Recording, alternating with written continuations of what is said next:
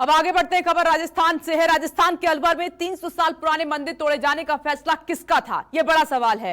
कांग्रेस के मुताबिक बीजेपी पार्षदों के बहुमत वाले नगरपालिका ने इस अतिक्रमण विरोधी कार्रवाई को अंजाम दिया, तो बीजेपी का यह दावा है कि यह सब गहलोत सरकार की कारस्तानी है। मामले ने तूल पकड़ा तो कांग्रेस और बीजेपी दोनों ने अपनी अपनी फैक्ट फाइंडिंग टीम अलवर भेज दी। लेकिन अलवर में असल में क्या हुआ था, इस रिपोर्ट के जरिए आपको दिखाते हैं, देखिए।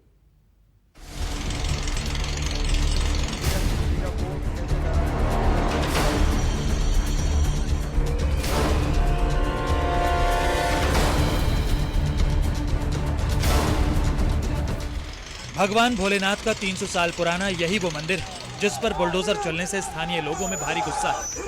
अलवर से निकले इस गुस्से की आग ने जयपुर से दिल्ली तक पूरे देश का सियासी पारा 7वें आसमान पर पहुंचा दिया। राजनीति इसे धर्म युद्ध बनाने पर तुल गई है। अलवर में न सिर्फ दुकानों को व घरों को तोड़ा गया, बल्कि 300 साल पुराना शिव जी के मंदिर को भी तोड़ दिया गया है। हम उसी घटना स्थल पर मौजूद हैं। 17 तारीख की घटना है और आज इस पर लगातार विवाद शुरू हो चुका है। बीजेपी हो या कांग्रेस हो, सभी अपना अपना पक्ष रख रहे हैं, एक दूसरे पर आरोप लगा रहे हैं। ये मंदिर का वो हिस्सा है जहां पर शंकर जी का मंदिर था और यहीं पर पूरी तोड़ा कार्रवाई को अंजाम दिया गया है। ये यहाँ पर नाला हुआ करता था, जैसा कि यहाँ के जो मंदिर के मालिक हैं, पुजारी हैं, उनका कहना है कि नाले के 2 फीट अंदर हमारा मंदिर था और आधिकारिक तौर पर 300 साल पुराना ये मंदिर है। इसके कागजात भी मौजूद हैं। उसके बावजूद एसडीएम की तरफ से, नगर परिषद के ईओ के तरफ से और विधायक के आदेश पर इस तोड़ा कार्रवाई को अंजाम दिया गया। शिव मंदिर की जमीन के मालिक ललित विजय इस मंदिर के पुजारी हैं और अतिक्रमण विरोधी इस कार्रवाई में उनकी संपत्ति के साथ ही उनकी आस्था पर भी गहरी चोट लगी है। न्यूज 24 से बातचीत में ललित विजय ने दावा किया कि उनकी जमीन और दुकान वैध थी, मंदिर भी अवैध नहीं था। प्रशासन ने जानबूझकर इसे तोड़ डाला।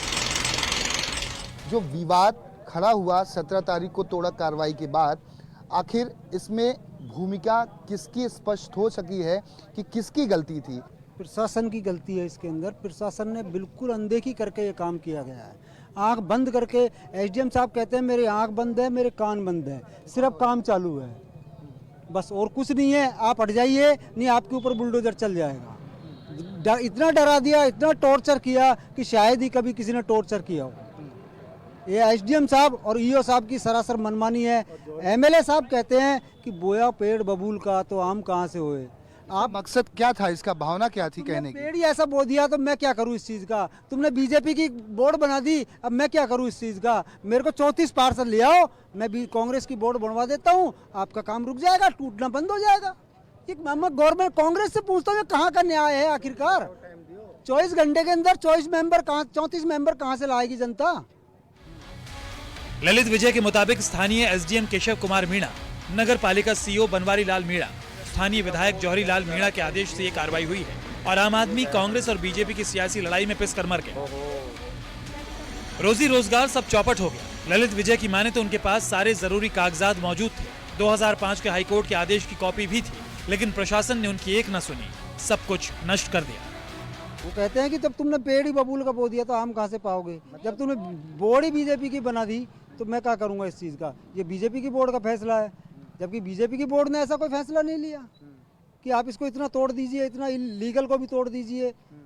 भाई लीगल है, लीगल को कैसे तोड़ दोगे आप? आपसे आपका नाम जानना चाहेंगे, आप भी दुकान की मालकिन हैं जी, आपका नाम? मेरा नाम कविता विजय है। जी, हमारी ना 13 दुकानें थी, सब वैध थी, कोई भी अवैध नहीं थी। उनको पेपर्स होने के बावजूद भी इन्होंने पेपर की कोई वो नहीं करी, इंक्वायरी, और सारी दुकानों को, 5 दुकानों को बिल्कुल ध्वस्त कर दिया। अब आप बताइए कहाँ का न्याय है। पेपर वैलिड नहीं है, पेपर की वैल्यू नहीं है, पेपर बनाते क्यों तुम लोग।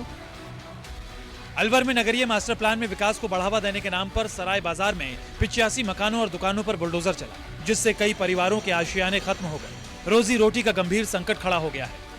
स्थानीय लोगों और पीड़ितों का आरोप है कि बीजेपी और कांग्रेस की सियासी रस्साकशी ने उनका सब कुछ छीन लिया है। कुछ लोग ये भी कह रहे हैं कि कांग्रेस विधायक नगरपालिका में बीजेपी के बहुमत से नाराज हैं और खुलेआम कह चुके हैं कि बीजेपी को वोट देने का नतीजा तो भुगतना ही पड़ेगा।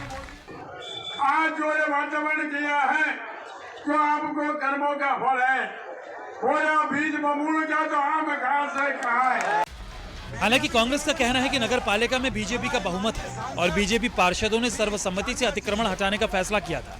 लेकिन बीजेपी समर्थकों का कहना है कि प्रस्ताव में सिर्फ मंदिर का छज्जा और बिजली के पोल हटाने की बात थी। दुकान, घर और मंदिर तोड़ने का जिक्र नहीं था। जो मिनट्स की कॉपी है बोर्ड की, उसमें तो इस बात का जिक्र है कि बाहरी हिस्सा जो छज्जा है उसे तोड़ा जाए, इलेक्ट्रिक पोल को हटाया जाए। वो भी आप कर उसकी सरकारी जमीन में आ रहा है, तो अगर वो उसकी जमीन में छज्जा आ रहा है तो वो नहीं हटा सकता। मेरी जमीन में छज्जा आएगा तो नहीं हटा सकता। मेरी जमीन में कोई चीज है तो नहीं हटा सकता। मेरी जमीन में मंदिर है तो कैसे हटा दिया। मेरी जमीन में दुकान बनी हुई है, उनकी शटरें देखिए क्या कंडीशन कर दी, उनकी सबको तोड़ दी गई है। वही सर, उनका घर टूट चुका है, उनके गेट टूट चुके हैं, उनकी सीढ़ियाँ टूट चुकी है, उतरने के लिए जगह नहीं है उनके पास में, ना ही गेट, सोने के लिए गेट है, लाइटें बिल्कुल बंद थी। अब बताइए ऐसे में कौन रहेगा अपने, मतलब राजगढ़ को बिल्कुल ऐसा आप लुक देखिए, राजगढ़ लिखना भानगढ़ लग रहा है। आप देखिए बिल्कुल तोड़ दिया बिल्कुल पूरी तरह से। न्यूज 24 ने लोगों की शिकायत पर स्थानीय विधायक से बात की और विधायक जौहरी मीणा ने यह कबूल भी किया कि उन्होंने बीजेपी को वोट देने को लेकर स्थानीय लोगों को धमकी दी थी। जब बीजेपी 35 साल से राज कर रही है और वो लोग दुकान को और मंदिरों को गलत तरीके से स्थापित कर रहे हैं, तो तोड़ने का काम भी यही करेंगे। हम क्यों करें? गोया पेड़ बमूड़ का आम खा से खाए, मैंने खाया है। अलवर जिले के राजगढ़ में 300 साल पुराना मंदिर तोड़े जाने से हिंदुवादी संगठन भड़के हुए हैं। बुलडोजर की इस ध्वंस लीला के लिए बीजेपी और कांग्रेस एक दूसरे को कसूरवार ठहरा रहे थे। ये गया मंदिर पूरा। हालांकि मंदिर को फिर से बनाने का भी ऐलान हो गया, लेकिन जिन लोगों के आशियाने उजड़ गए उन्हें मुआवजे का वादा कोई नहीं कर रहा। कोई ये नहीं बता रहा कि जिनकी दुकानें टूट गईं, उनके घर चूल्हा कैसे जलेगा। दीपक दुबे, अलवर, न्यूज 24। नमस्कार, मैं हूं मानक गुप्ता। अगर आपको हमारा ये वीडियो पसंद आया हो तो इसे लाइक और शेयर जरूर करें और हां, हमें सब्सक्राइब और फॉलो करना ना भूलें ताकि आप देश और दुनिया की कोई खबर मिस ना करें। तो जुड़े रहिए हमारे साथ और देखते रहिए न्यूज 24।